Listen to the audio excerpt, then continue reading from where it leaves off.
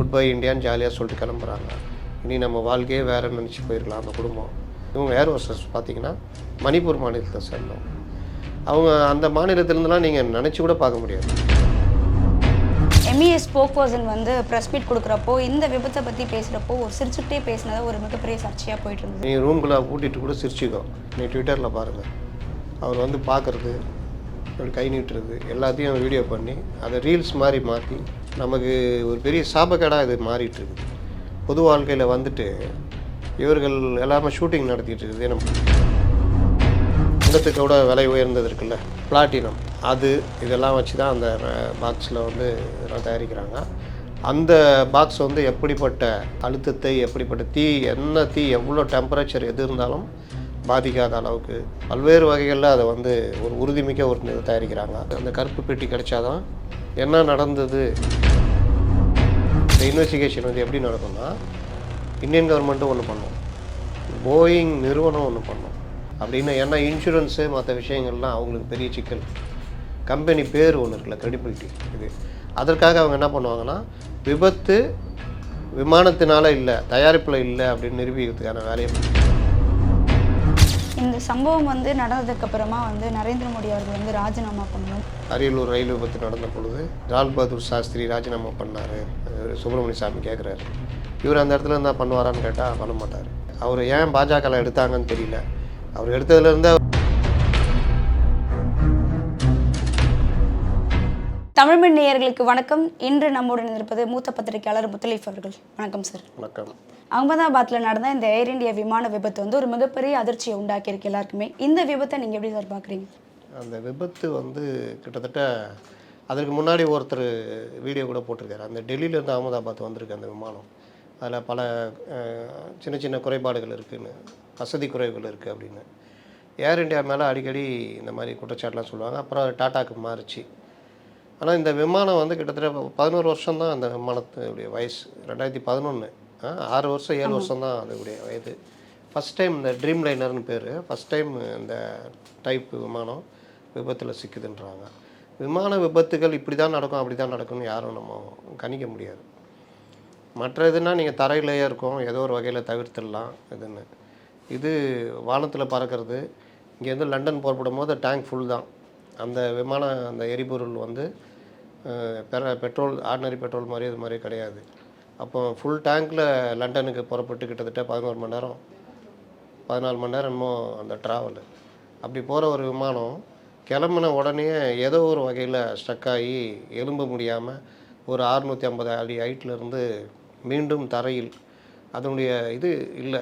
அப்போ தரையை நோக்கி ஈர்க்கப்பட்டு இது பண்ணுது.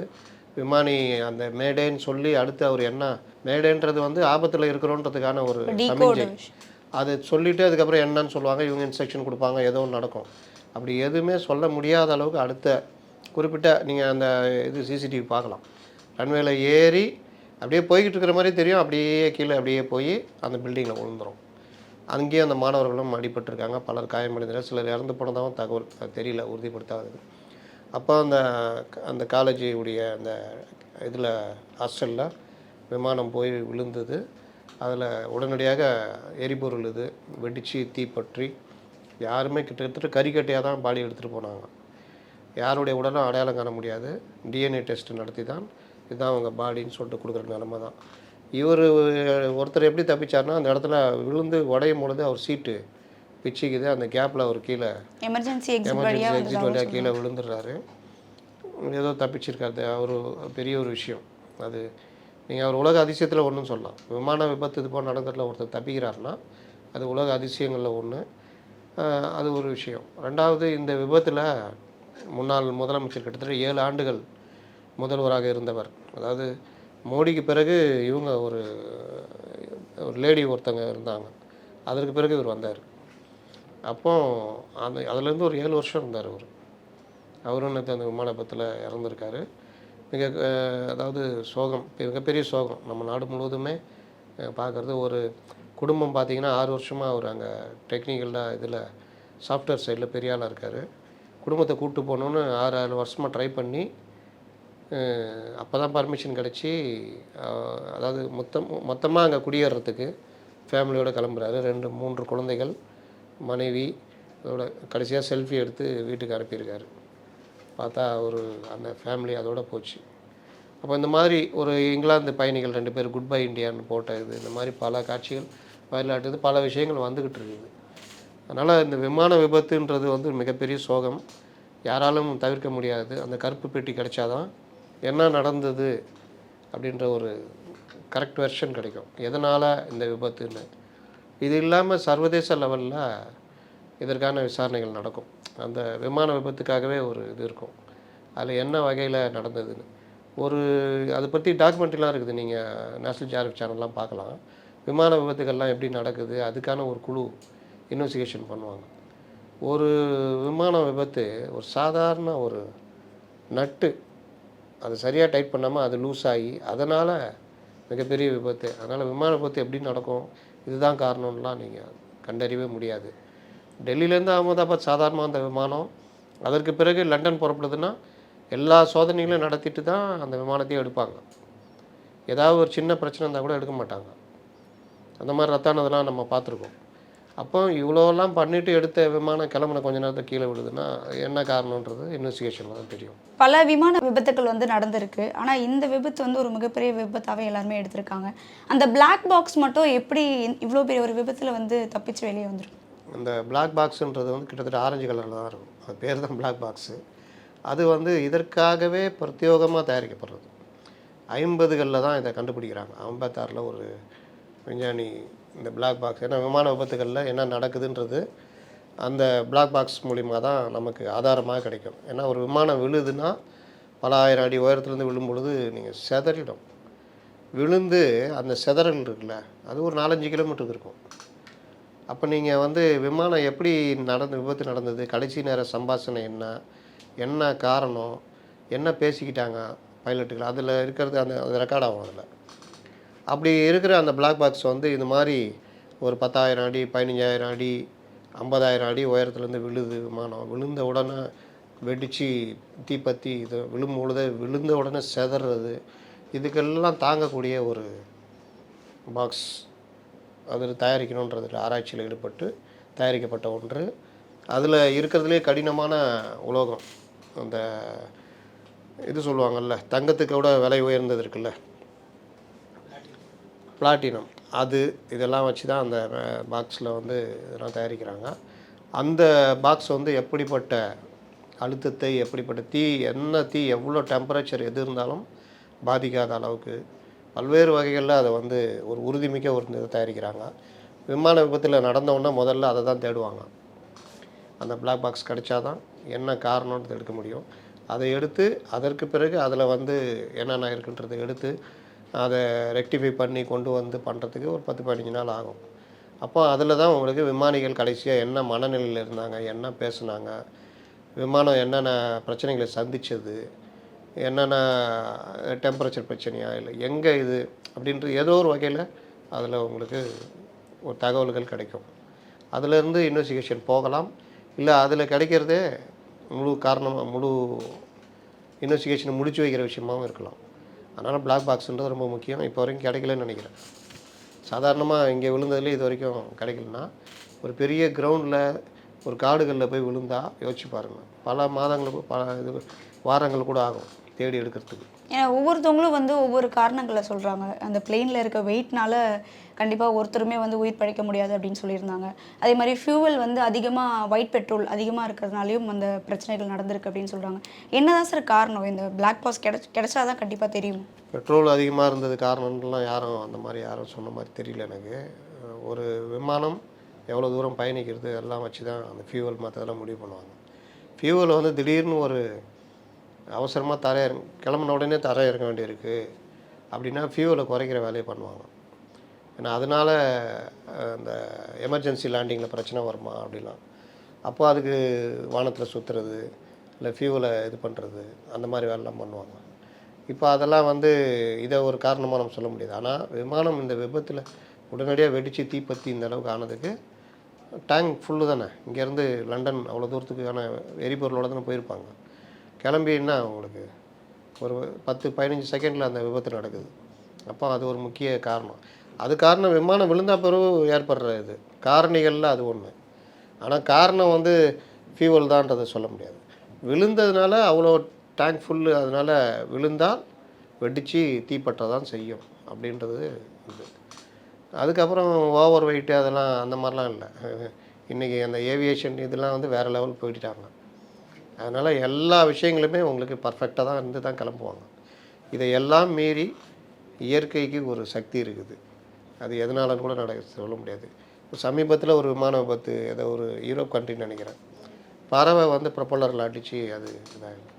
நீங்கள் அதிகமாக விமான நிலையங்களை நகருக்கு வெளியே குடியிருப்புகள் இல்லாத, அதாவது ரேடியஸ் ஒரு 10 கிலோமீட்டர் ரேடியஸுக்கு குடியிருப்புகள் எதுவும் இல்லை. ஏன் குடியிருப்புகள் இல்லைன்னா, அங்கே இருக்கிற உணவுப் பொருட்களுக்காக மற்றதுக்காக பறவைகள் இதெல்லாம் வரும். சின்ன சின்ன விலங்குகள் வீட்டில் வளர்ப்போம்.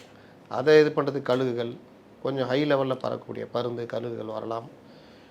அந்த மக்கள் குடியிருக்கிறாங்கன்னா அங்கே எல்லாமே இருக்கணும் வாய்ப்பு இருக்குது. அதனால் வேண்டான்னு சொல்லிட்டு எப்போவுமே அந்த மாதிரி தான் தேர்ந்தெடுப்பாங்க. அந்த மாதிரி இல்லாமல் இருக்கிறப்பவும் பறவைகள் வந்து அடிபடுறதுக்கான காரணங்கள் பல தடவை விமானங்கள் நடந்திருக்குது. அந்த இன்ஜினுக்கான அந்த ஃபேன் இருக்குல்ல, 2 ப்ரொப்பல்லர், அதுக்குள்ளே பறவைகள் போயிடுறப்போ அது இன்ஜினையே செயலிழக்க வைக்கும். அதனாலே விபத்துகள்லாம் நடந்திருக்கு. நேராக மோதுறதுலாம் இருக்கும், முன்பகுதியை சேதமாக்குறது வேலை, இந்த ஃப்ரண்ட்டில் சுற்றுறது, இது பண்ணுறது, அந்த மாதிரி பல இது பறவைகளால் நடக்கிறது. ஆண்டுக்கு அதிகமாக நடக்கிறது பறவைகளாக மோதுறதுனால நடக்கிறதுலாம் இருக்குது. அதனால் வானத்தில் நீங்கள் பறக்க ஆரம்பிச்சிட்டீங்க, இயற்கையை மீறி, ஈர்ப்பு சக்தி மீறி தானே பறக்குறீங்க. எது வேணுமானாலும் நடக்கலாம். அது வந்து ரிஸ்க்கு அதிகம்தான். எம்இஎஸ் ஸ்போக் பர்சன் வந்து ப்ரெஸ் மீட் கொடுக்குறப்போ இந்த விபத்தை பற்றி பேசுகிறப்போ ஒரு சிரிச்சுக்கிட்டே பேசினதா ஒரு மிகப்பெரிய சர்ச்சையாக போயிட்டு இருந்தது. இதை நீங்கள் எப்படி சார் பார்க்குறீங்க? அவர் மட்டும் இல்லைங்க, மினிஸ்டர் வராருல, நீ ட்விட்டரில் பாருங்கள், அவர் வந்து பார்க்குறது, இப்படி கை நீட்டுறது எல்லாத்தையும் வீடியோ பண்ணி அதை ரீல்ஸ் மாதிரி மாற்றி கட் பண்ணி எடிட்லாம் பண்ணி போட்டிருக்காங்க. அவர் கேமரா பார்த்துட்டு வர்றதும் அதுன்னு நமக்கு ஒரு பெரிய சாபக்கேடாக இது மாறிட்டுருக்குது. பொது வாழ்க்கையில் வந்துட்டு இவர்கள் எல்லாமே ஷூட்டிங் நடத்திட்டு இருக்கிறதே நம்ம பார்க்குறோம். மிகப்பெரிய துயரம். உடனடியாக பிரதம மந்திரி பதறி ஓடுறாரு, உள்துறை அமைச்சர் பதறி ஓடுறாரு, பலரும் அங்கே போய் நின்று பார்க்குறாங்க. இன்றைக்கி பிரதமர் போய் எல்லாரையும் பார்த்து ஆறுதல் சொல்கிறதெல்லாம் பண்ணுறாரு. ஆனால் அந்த ஏவியேஷன் மினிஸ்டர் வந்து வர்றாரு, அவருடைய அந்த ஆட்டிடியூட்லாம் பாருங்கள், கேமராவை பார்த்துக்கிட்டு கை நீட்டி பண்ணுறது, அதெல்லாம் அது ஒரு தனியாக ஓடிட்டுருக்குது, விமர்சனமாக போய்கிட்டு இருக்குது. நீங்கள் சொல்கிற அந்த அதிகாரிகள் வந்து பார்த்திங்கன்னா, நீங்கள் யோசிச்சு பாருங்கள், துயரம்ன்றது மனிதர்கள் எல்லாருக்குமே ஒன்று தான். அது அவங்க வீட்டில் நடக்கிறதுக்கும் நமக்கு நடத்துக்குமே இந்த வித்தியாசம் தவிர, அந்த சந்தர்ப்பத்தில் அவங்களுக்கு வேணால் துக்கங்கள் ஒரு வாரம் 10 நாள், ஒரு மாதம், ஒரு வருஷம் தொடரும். நமக்கு அந்த நேரம் ஒரு பதைப்பு இருக்கும், ஒரு துயரம் இருக்கும். அந்த நேரத்தில் நம்ம சிரிச்சுக்கிட்டு இது பண்ணுறதுன்றது மனித குலத்துக்கு நாகரிகமாக இருக்காது. அப்போ இந்த அளவுக்கு இருக்கிறாங்கன்னா இவர்கள் அதிகாரிகள் தான் சொல்லிட்டு சில நேரம் சொல்லுவோம், அவர்களுக்கு இந்த மரத்து போய் இந்த தன்மையோடு தான் இருப்பாங்க அப்படின்னு. அப்படி தான் இதை பார்க்க வேண்டியது இருக்குது. இப்போ வந்து இது சமூக வலைதள காலம். நீங்கள் கொஞ்சம் என்ன ரியாக்ட் பண்ணாலும் இல்லை எதாவது பண்ணாலும் அது உடனடியாக ஈஸியாக யாராவது ஒருத்தர் அதை பார்த்து எடுத்து போட்டுருவாங்க. அப்போ நீங்கள் ஒரு அரசுடைய பிரதிநிதியாக வந்து ஒரு துயரமான நிகழ்ச்சியில் நீங்கள் ப்ரெசென்ட் பண்ணும் பொழுது அதை எப்படி பண்ணணும், நீங்கள் ரூம்குள்ளே பூட்டிட்டு கூட சிரிச்சுக்கோ, ஆனால் இங்கே வரும்பொழுது எப்படி முகபாவனைகள் மற்ற விஷயங்கள்ன்றதில் கவனம் செலுத்தணும். அவர் மேலே நடவடிக்கை வரலாம். ஏன்னா இந்த மாதிரி விஷயங்கள் தான் அரசுக்கு கெட்ட பேர் உருவாக்குறது. நீங்கள் டிவியில் செய்தி வாசிக்கிறவங்க வணக்கம் சிரிச்சுட்டு தான் ஆரம்பிப்பாங்க. ஆனால் துயரமான செய்தியிலே நான் அப்படியே நம்ம நாட்டில் தெரியுமா 241 பேர் செத்துட்டாங்கன்னு சிரிச்சிட்டே சொன்னால் என்ன ஆகும்? பெரிய விமர்சனத்துக்குள்ளாகும். அப்போ அதற்கேற்ற முகபாவங்கள் மற்ற விஷயங்கள். இன்னொன்று, இயற்கையாக நமக்கு ஒரு துயரம் இருக்கணும்ல.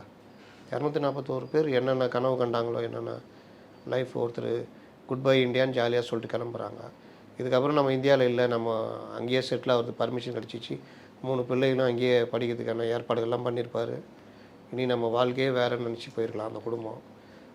ருபானி, அவர் அரசியல் அடுத்தடுத்த கட்டங்களுக்கு போனோம். வயசு என்ன ரொம்ப வயசுலாம் கிடையாதுல்ல, 57 வயசு என்னமோ நினைக்கிறேன். இப்போ அந்த மாதிரி அவருடைய அரசியல் வாழ்க்கை இருக்குது. இது மாதிரி பலரும் பல கனவுகளோட.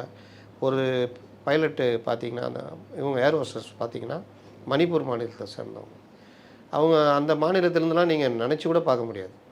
ஏன்னா பின்தங்கின ஒரு வடகிழக்கு மாநிலங்கள்லேருந்து ஏர் ஹோஸ்டர்ஸ் சுத்தம் வர்றாங்கன்னா, அவங்க அந்த வந்த அன்னைக்கு அந்த செல்ஃபி எடுத்து அந்த இடத்த வீடியோ எடுத்து போட்டு அந்த வீடியோலாம் வைரல் ஆகுது. இன்றைக்கி அவங்க குடும்பம் உட்காந்து கதறிக்கிட்டு இருக்குது. முதல் தலைமுறை பட்டாதாரியாக இருக்கலாம், முதல் தலைமுறையை இந்த மாதிரி பணிக்கு வந்திருக்கலாம். ஆனால் அவங்க வாழ்க்கை இந்த மாதிரி முடிஞ்சிடுச்சு.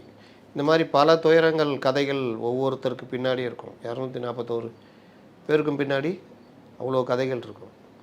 அதை சிரிச்சிட்டு சொல்கிறது, எனக்கு என்னென்னு சொல்கிறதுனா மனிதத்தன்மை இல்லாதவர்கள் தான் நம்ம பார்க்க முடியும். இந்த சம்பவம் வந்து நடந்ததுக்கு அப்புறமா வந்து நரேந்திர மோடி அவர்கள் வந்து ராஜினாமா பண்ணணும்னு சொல்லிட்டு பலரும் வந்து எதிர்ப்பு தெரிவிச்சிட்டு இருக்காங்க. பிரதமர் நரேந்திர மோடி ராஜினாமா செய்யணும். அதுக்கு சொல்கிற காரணம், அரியலூர் ரயில் விபத்து நடந்த பொழுது லால் பகதூர் சாஸ்திரி ராஜினாமா பண்ணார் அப்படின்னு. லால் பகதூர் சாஸ்திரி ராஜினாமா பண்ணுறதுக்கு முன்னாடியே கட்சிக்குள்ளே அவருக்கு ஏகப்பட்ட நெருக்கடி இருந்தது. இந்திரா காந்தியா லால் பகதூர் சாஸ்திரியான்லாம் நேரு மறைவுக்கு பிறகு ஒரு இது வந்தது. காங்கிரஸில் ஒரு பிரிவினர் லால் பகதூர் சாஸ்திரியை கொண்டு வராங்க. இதில் ஒவ்வொரு தடவையும் இடைக்கால பிரதமராக குல்சாரிலால் நந்தான் ஒருத்தர், மிக மிக நேர்மையானவர். கடைசி காலத்தில் சாப்பாட்டு கூட இல்லாமல் கஷ்டப்பட்டவர் காங்கிரஸில் இருந்துக்கிட்டு. அப்படிப்பட்டவர்லாம் கூட பிரதமராக வர முடியல. அப்போது லால் பகதூர் சாஸ்திரி வராருன்னா அவர் மிகப்பெரிய நெருக்கடியெலாம் வருது. அதுக்கு முன்னாடி அவர் ரயில்வே துறை அமைச்சராக இருந்த பொழுது பிரதமராக இருந்து ராஜினாமா பண்ணல. ரயில்வே துறை அமைச்சராக இருந்த பொழுது அவர் வந்து இந்த துயரத்தை நான் இது பண்ணி ராஜினாமா பண்ணுறேன்னாரு. அந்த ஒரு நேர்மை, அந்த ஒரு இதுதான் அவரை வந்து பிரதமராகிற அளவு கொண்டு வந்தது. துரதிர்ஷ்டவசமாக அவர் ரஷ்யா போயிருந்தப்போ 65 பிரதமராக பதவியேற்று ஒரு ஆண்டில் அவர் அங்கே இறந்து போனார் ஹார்ட் அட்டாக்ல. அது பெரிய பிரச்சனையாக மாறிச்சு அந்த டைமில். அதனால் லால் பகதூர் சாஸ்திரி அந்த மாதிரி அரசியல்வாதிகள் அன்றைக்கி இருந்தாங்க, பதவி ராஜினாமா பண்ணாங்க. மேனன் ஒருத்தர் இருந்தார், பாதுகாப்புத்துறை அமைச்சராக இருந்தார். சீனா வாருக்கு பெரிய பிரச்சனையாக மாறிச்சு. அவரால் தான் சீனா வாரே வந்துச்சுன்னாங்க. ஆனால் அவர்லாம் பெருசாக ராஜினாமா பண்ணல. எல்லாம் நடக்கும் இப்படி அப்படி. நீங்கள் இன்றைக்கி பிரதமராக, உள்துறை அமைச்சராக, விமானத்துறை அமைச்சர், இவங்க எல்லாருமே ராஜினாமா பண்ணோன்னு சுப்பிரமணிய சாமி கேட்குறாரு. இவர் அந்த இடத்துல இருந்தால் பண்ணுவாரான்னு கேட்டால் பண்ண மாட்டார். இதெல்லாம் கோரிக்கை. அவர் ஏன் பாஜகவில் எடுத்தாங்கன்னு தெரியல. அவர் எடுத்ததுலேருந்தே அவர் பாஜக எதிராக தான் பேசிக்கிட்டு இருக்கார், பண்ணிக்கிட்டு இருக்கார். இந்த மாதிரி கோரிக்கைகள் வரும். இவர்கள் எதிர்கட்சியாக இருக்கும் பொழுது அவங்கள கேட்பாங்க, அவங்க எதிர்கட்சியாக இருக்கும்போது இவங்கள கேட்பாங்க, இவங்க ஆளுங்கட்சியாக இருக்கும்போது அதை பற்றி கண்டுக்கவே மாட்டாங்க. இந்த மாதிரியும் நடக்கும். இவர் ஆளுங்கட்சிக்குள்ளே இருந்துட்டு இந்த கோரிக்கை வச்சுக்கிட்டு இருக்காரு. இதுதான் காமெடி. ஏன்னா மோடி ஆட்சியில் தான் இந்த காஷ்மீரில் நடந்த சம்பவமாக இருக்கட்டும், இல்லை டெல்லியில் நடந்த சம்பவமாக இருக்கட்டும், இப்போது இந்த பிளேன் கிராஷ்னு சொல்லிட்டு நிறைய விஷயங்கள் நடந்துகிட்ருக்கு. ஸோ சமூக வலைத்தளங்களும் நிறைய பேர் வந்து இதுக்கு எதிர்ப்பு தெரிவிச்சுட்டே இருக்காங்க மோடி மேலே. இன்றைக்கி சமூக வலைதளங்கள் எதிர்ப்பு தெரிவிக்கிறவங்களாம் இந்திரா காந்தி ஆட்சியிலையோ ராஜீவ் காந்தி ஆட்சியிலையோ எந்த காலத்துலையும் எந்த பிரச்சனையும் நடக்கலை அப்படின்னு ஏதாவது உறுதிமொழி கொடுக்க முடியுமா? ஒரு அரசு நடக்கும் பொழுது இந்தியா போன்ற மிகப்பெரிய நாட்டில் நீங்கள் இந்த இதெல்லாம் நடந்துட்டு தான் இருக்கும். ஏதோ ஒரு இடத்துல எதோ நடக்கும். அதற்கு காரணமான விஷயங்களை களையிறதும், காரணமான நடவடிக்கை எடுக்கிறதும். நீங்கள் புல்வாமா தாக்குதல் எடுத்துக்கிட்டிங்கன்னா இந்தியாவுடைய பதிலடி எப்படி இருந்தது? வழக்கமாக இந்த மாதிரி விஷயங்கள்லாம் பேச்சுவார்த்தை, இவர்கள் இப்படி பண்ணிட்டாங்கன்னு போய் ஐநா மன்றத்தில் கொடுத்துக்கிட்டு அவர்கள் நாங்களாம் தீவிரவாதத்தெலாம் ஆதரிக்கலைங்க, அவங்க செவ்வாய் கிரகத்துலேருந்து நேராக வந்து இறங்கி அடித்தாங்கன்ற அளவுக்குலாம் திமுறாக பதில் சொல்லிட்டு இருப்பாங்க. ஆனால் தீவிரவாதி முகாம்களை அழிக்கிற ஏற்பாடு இந்த கவர்மெண்ட்டில் தான் நடக்குது.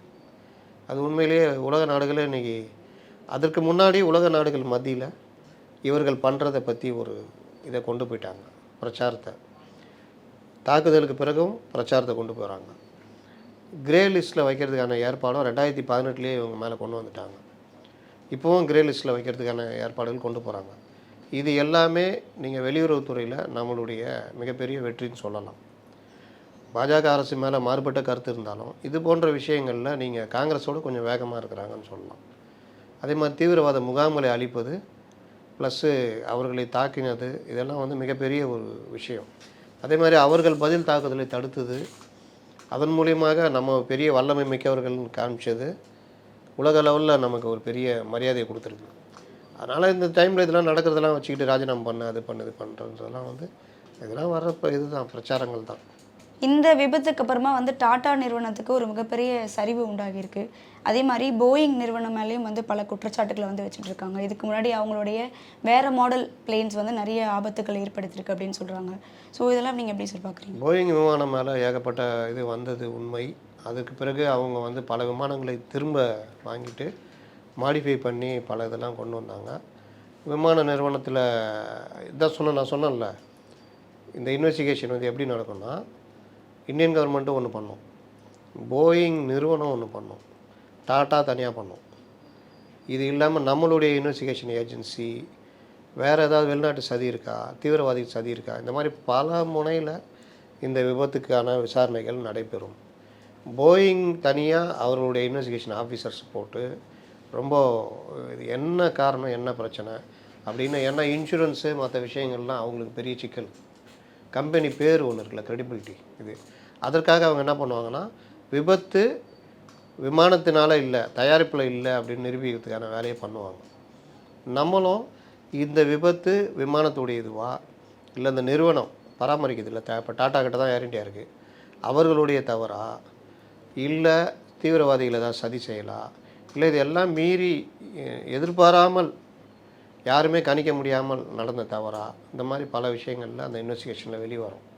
அதனால் நீங்கள் இப்போ டாட்டா வந்து இப்போ தான் ஏர் இண்டியா வாங்கினாங்க, அப்போவும் அந்த பராமரிப்பில் பல விஷயங்களில் சிக்கல். அன்றைக்கி தான் பார்த்து இந்த ஆகாஷ்னு யாரோ ஒருத்தர் போட்டு அது ஒரு வைரல் ஆகிட்டு போய்கிட்டு இருக்குது. எல்லாருக்கும் ₹1 கோடி இவர்கள் இழப்பீடு அறிவிச்சிருக்காங்க டாட்டா. இதெல்லாம் அவங்க பண்ணி தான் ஆகணும். இது இல்லாமல் போயிங் வந்து இந்த மாதிரிலாம் நடக்குதுன்றப்போ ஒவ்வொரு தடவையும் அவர்கள் இதை அப்கிரேட் பண்ணுற வேலையை பண்ணிக்கிட்டு இருக்கிறாங்க. அதில் தான் இந்த ட்ரீம் லைனர்ன்ற அந்த விமானத்துடைய தயாரிப்பு இது வந்து இது வரைக்கும் விபத்தில் சிக்கலை அப்படின்றப்போ, இந்த தடவை தான் விபத்துனா அது அவங்க இன்னும் போயிங் விமான நிறுவனம் வேகமாக இறங்கி பண்ணோம். ஏன்னா நீங்கள் மிகப்பெரிய பேசஞ்சர் விமானங்களை, பெரிய விமானங்களை தயாரிக்கிறதுல அது ஒரு பெரிய நிறுவனம். அதனால் அவர்களுக்கும் இதில் என்ன டெக்னிக்கலாக என்ன பிரச்சனைன்றதுக்காக அவர்கள் இன்வெஸ்டிகேஷன் அவங்களும் பண்ணுவாங்க. இதுக்கப்புறம் வந்து இந்த ஏர் இண்டியா விமானத்தில் பயணிக்கிறதுக்கு மக்களுக்கு ஒரு நம்பிக்கை இருக்குமா, அந்த ட்ரஸ்ட் இருக்குமா? 1000 லட்சம் தடவைகள் பயணிக்கிற விமானங்கள். இந்த விமானமே நீங்கள் பார்த்தீங்கன்னா கிட்டத்தட்ட 7 வருஷமாக பல 1000 லட்சம் கூட சொல்லலாம் மைல் பயணம் செஞ்சுருக்கோம். விமான பயணம் ஒரு இதாகுதுன்றதுக்காக யாரும் அந்த மாதிரிலாம் கிடையாது. போயிங் விமானங்கள் உலகம் முழுதும் பல நாடுகளில் ஓடிட்டு தான் இருக்குது, நம்மளும் வச்சுருக்கிறோம். அதனால் அப்படிலாம் சொல்ல முடியாது. இதில் போட்டி நிறுவனங்கள் சில விஷயங்களை பரப்புறதுக்கும் முயற்சி பண்ணுவாங்க. மக்களுக்கு அதெல்லாம் கணக்கு இல்லை. இவ்வளோ நேரம் வந்து நிறைய விஷயங்களை பகிர்ந்து கொடுக்கணும். நன்றி சார். நன்றி.